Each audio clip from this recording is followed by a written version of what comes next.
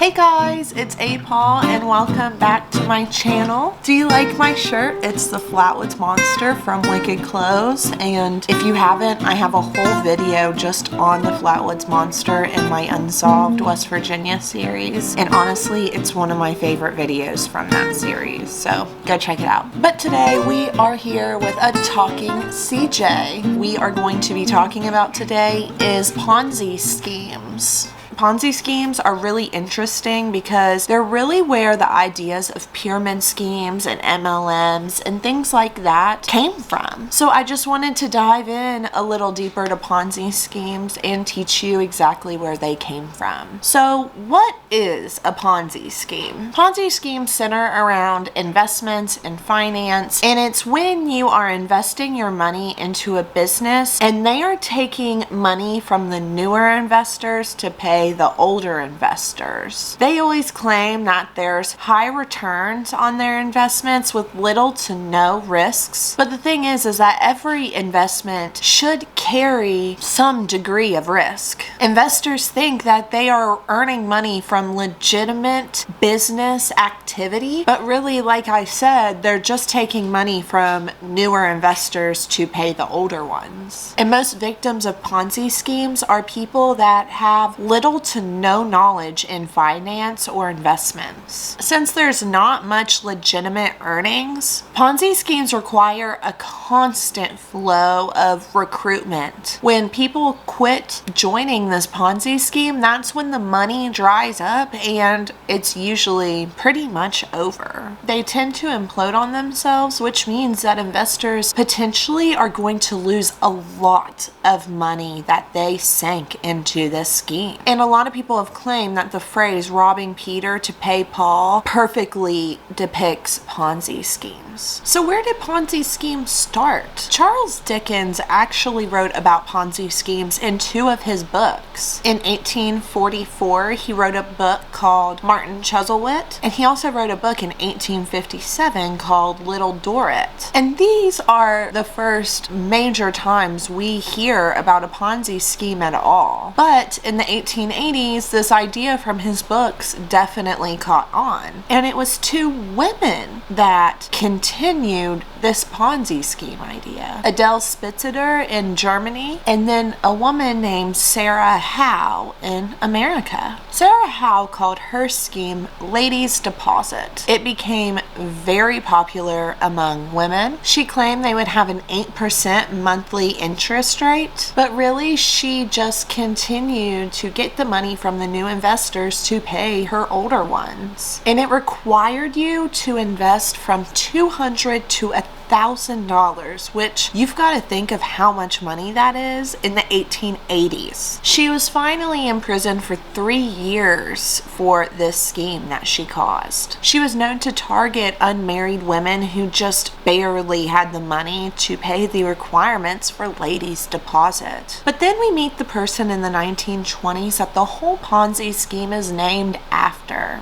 His name was Charles Ponzi, and he was born in Italy in 1882. He was born to a rich family, but lost all his money in college because he was trying to keep up with the rich kids. He came to the U.S. with only $2.50 in hopes to find a way to win his family's fortune back that he completely lost. He became a server at a restaurant, but was arrested because he was caught stealing his customers' change. Because of this, he ended up moving to Canada for another fresh start where he became a bank teller. He quickly moved his way up to manager, but this is when he realized that the bank was in a lot of trouble for some bad investments that they made. So this was when he saw that the bank was paying his old investors' bank accounts with new investors' money. And soon after this, it was quickly shut down. So then Charles went to Mexico with a big portion of the bank's money. In 1919, he returned to Boston, where he opened an office, and he continued to write people in Europe that he knew to invest in this company that he wanted to start. And this is when he learned about international mail coupons, which helped you internationally mail letters like a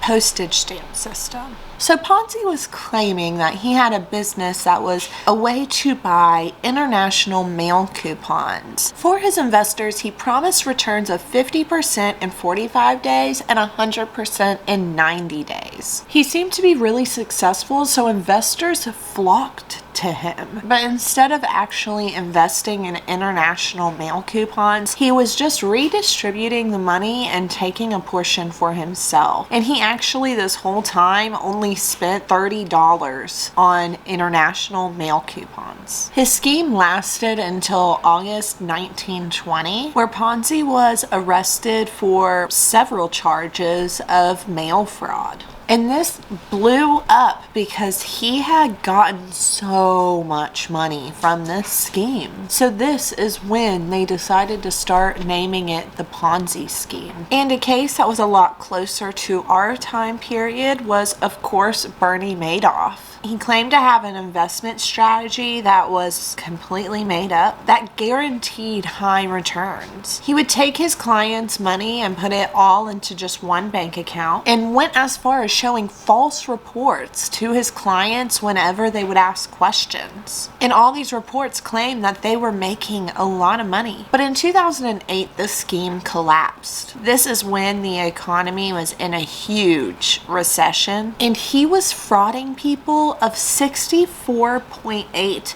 billion. Wow. So he was convicted of running a Ponzi scheme, showing false reports, and false documents just didn't exist. His sons were the ones that figured it out and were actually the ones to turn him in. They said once they saw everything, there was just no way they couldn't. And he was sentenced to 150 years in prison, and since has died in prison on April 14th, 2021. So how do Ponzi schemes work? Of course, like I've already said, they promise high returns with little to no risks, and they use a lot of vague words and phrases to describe income strategies and just how the scheme works. And words to watch out for are hedge future trading, high yield investment program, and offshore investments. They take advantage of people that don't have knowledge in investing and finance. So make sure you can trust somebody if you don't really know much about this. And a lot of schemers try to convince you not to withdraw any of your money that you have earned during all of this. So like I've said before, the scheme really falls apart when investors quit investing. And at this point, schemers will just leave with all the money sometimes. The economy collapses and people can't invest anymore. And it's really, really hard to get an honest amount of money that has came and gone in this Ponzi scheme because it's not based on actual finance. It's really hard to tell how much is actually lost. And what are some big red flags? So we talked about the terminology such as high returns and little to no risk, but also overly consistent returns. Your returns should be based on how the economy is going. So if the economy is declining, you can almost guarantee that your returns are going to be lower. Now, when the economy is booming and people have more money to spend, then you see your returns go a little higher. So if it's overly consistent all the time, it's probably part of a scheme. You see Ponzi schemes using unregistered investments. These almost never have you register with financial regulators such as the SEC or the FCA. And at this point, you also see unlicensed sellers. You also see that they have secretive or really complex strategies that make it hard for you to understand. Another red flag is that they have issues with paperwork because most likely they are making it up